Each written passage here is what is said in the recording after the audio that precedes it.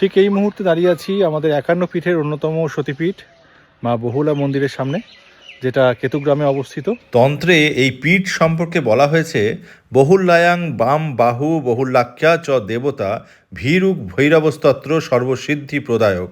অর্থাৎ বহুলা পীঠে সতীর বাম বাহু রক্ষিত আছে। এখানে মা বহুলা আর পীঠরক্ষক ভৈরব ভীরুক।